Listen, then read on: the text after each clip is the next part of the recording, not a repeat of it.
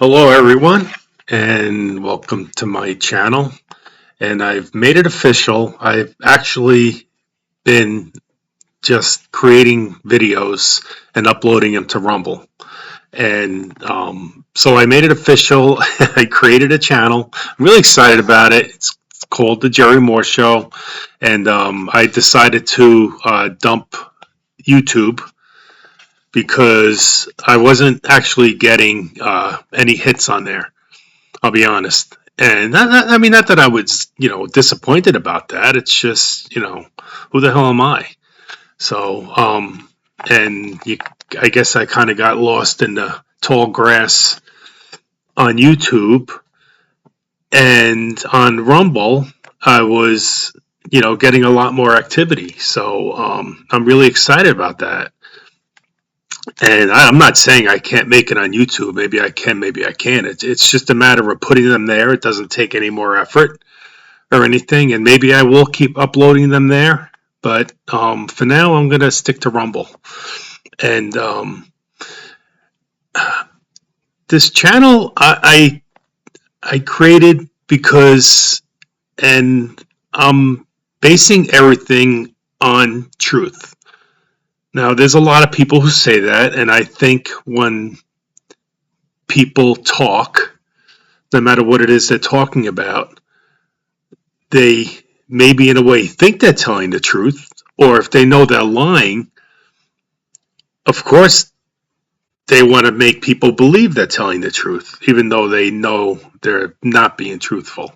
Maybe to push an agenda, or maybe to for their self preservation in whatever it is they're trying to achieve.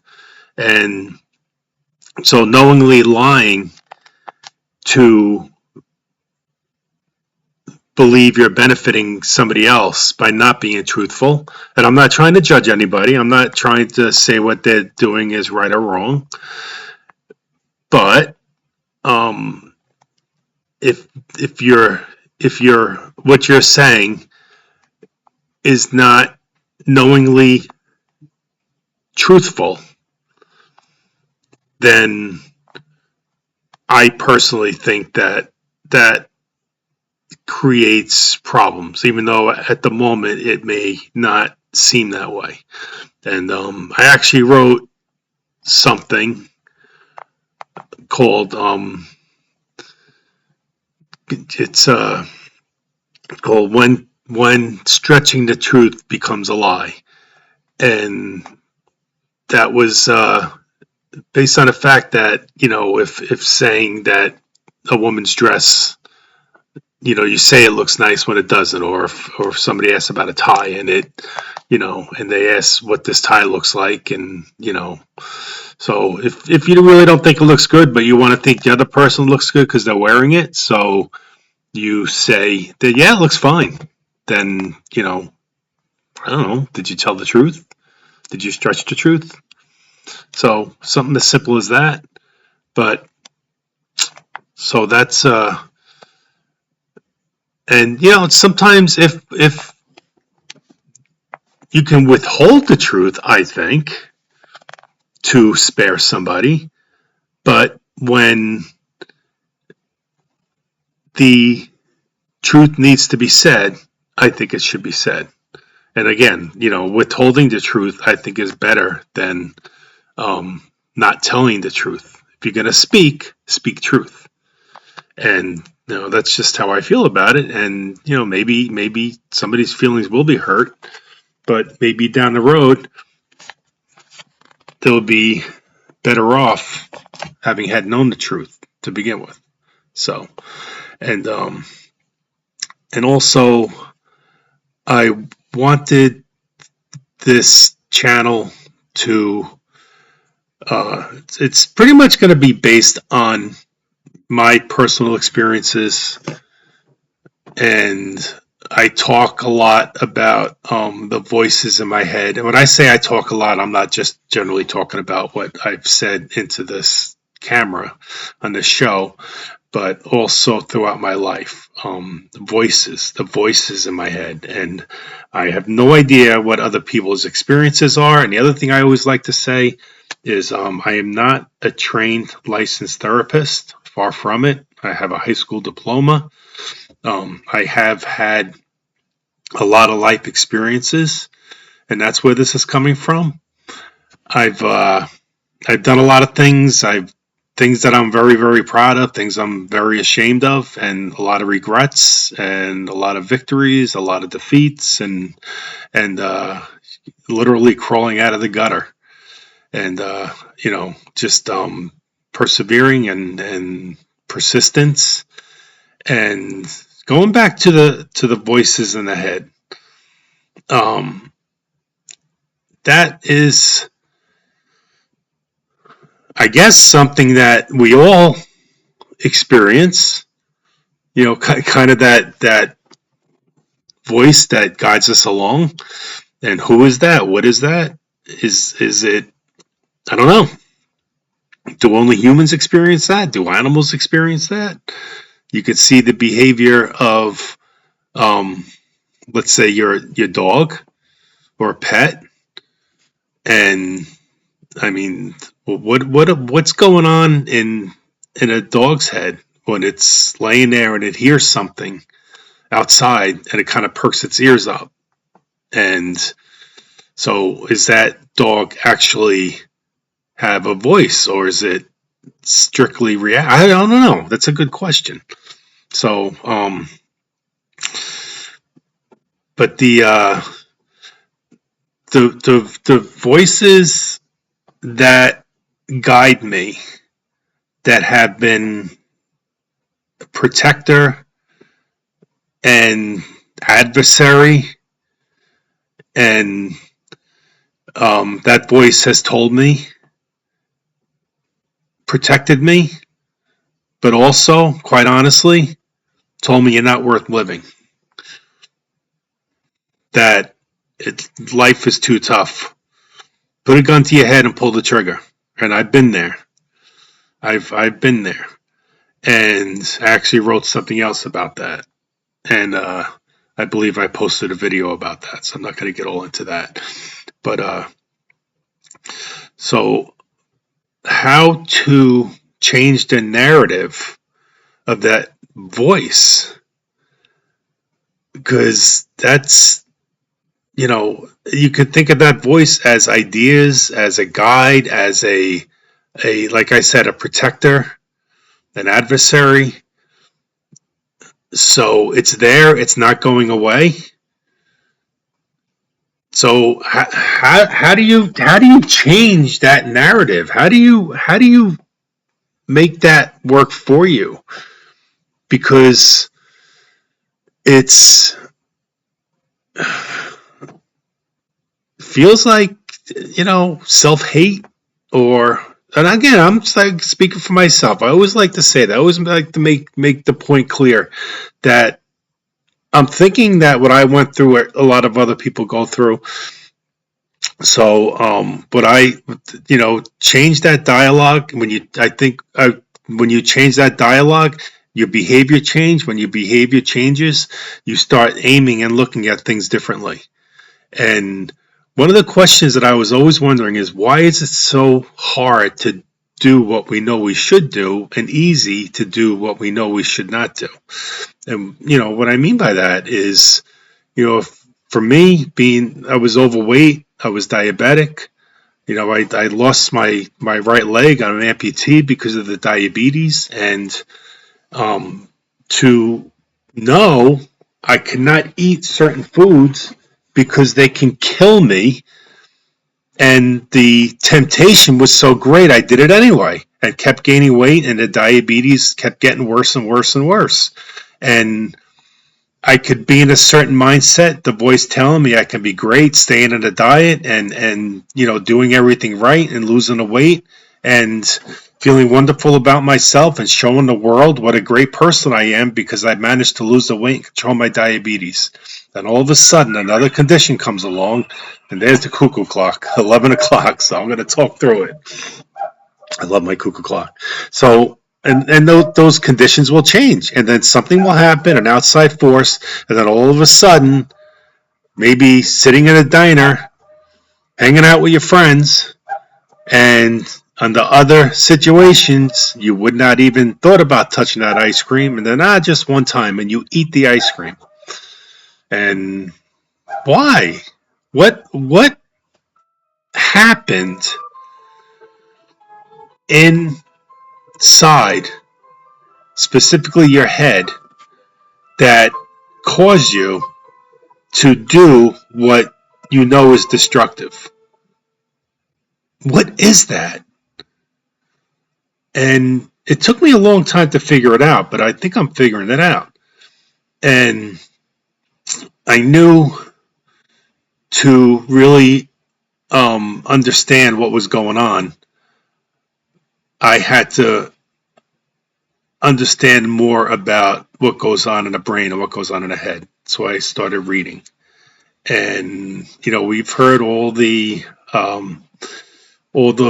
sayings about every journey starts with the first step and aim high, and as a man thinketh, so is he, and the road less traveled, and create a vision, and all this stuff, and there's all these inspirational sayings and quotes and stuff like this, and you can hear leaders making speeches and pumping us up and saying all these great things, and watching television shows and seeing how other people live and have this fantasy of being like that, and being rich and famous, or having a lot of money, or having a lot of real estate, and maybe a Hollywood actor or actress, and all this stuff. And we see this and have a fantasy about what that would be like, and imagine what that must be like, and wish we can have a life like that. And I think one of the words that sabotages us the most is to wish for something, to wish we can have a better life, to wish that we could lose weight, to wish we could make more money, to wish we had more friends, or to wish we could start our own business, and to wish all these things. And to wish for something is, I believe, telling the subconscious mind that that's all it is. It's a wish. It's a desire. It's not something that is to be obtained, but something just to fantasize about.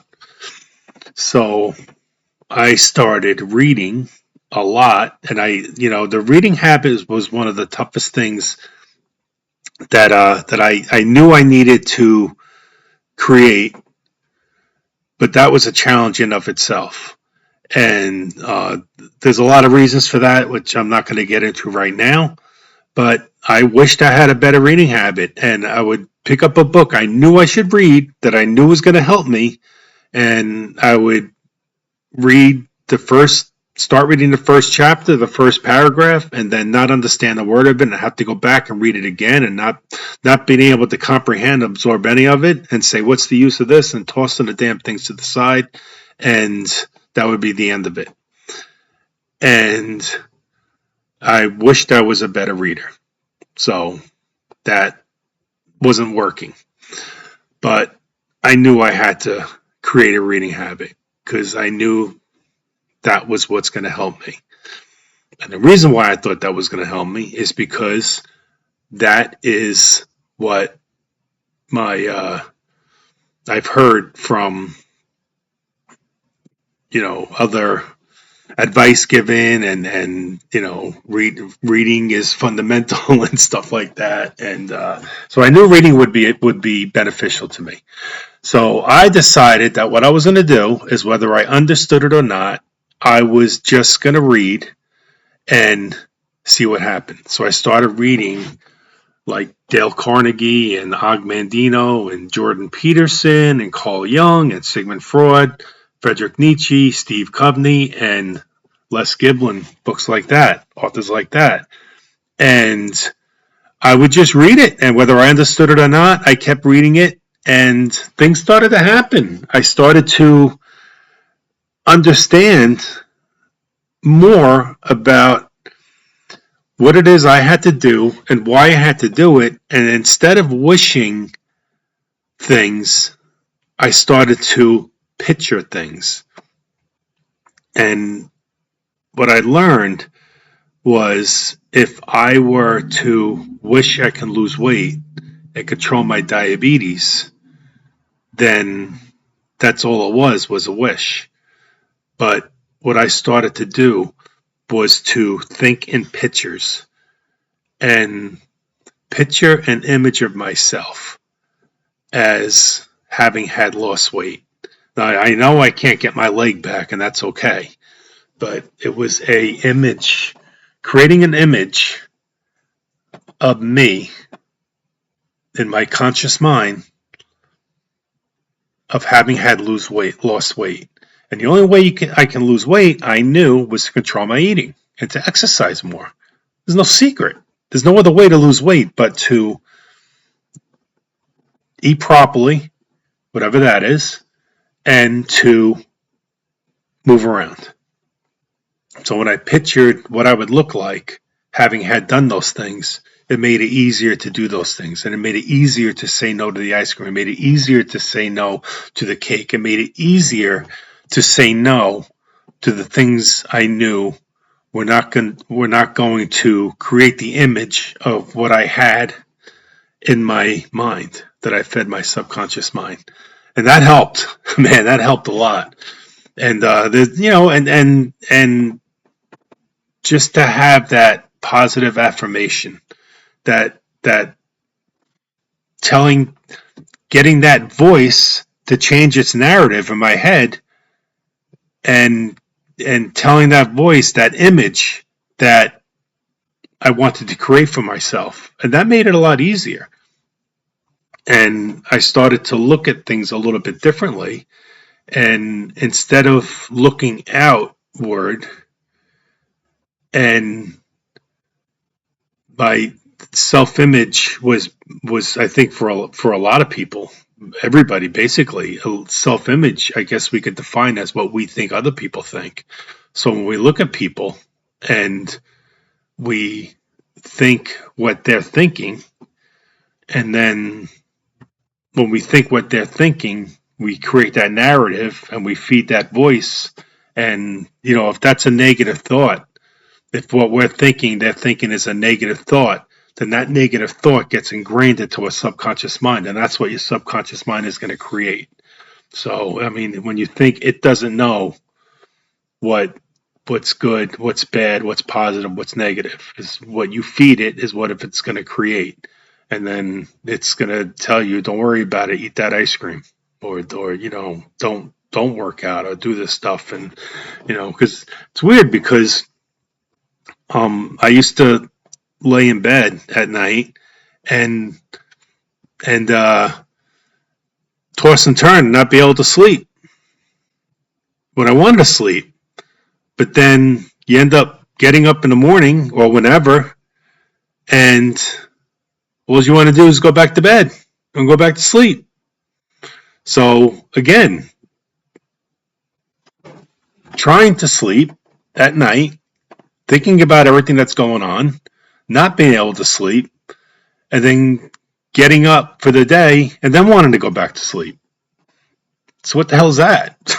So it's weird, but my idea with this channel, with this show, the Jerry Moore Show, is to talk about the things that I've done to create what I feel is a better version of myself from where I was to where I am now. And I'm really excited about it. So I hope you'll take the journey with me, and if you could please just like the channel and comment, that would be awesome. And subscribe. That would be awesome. I'd really appreciate it. It would mean a lot to me, and I'm gonna really just take a really honest approach on what's helped me, and I think it could really help and benefit other people. So that's really the motive. And I've done, like I said, I've done a lot that I'm proud of, but I've done a lot that I'm not so proud of. But it's lessons learned, and I can sort of go back.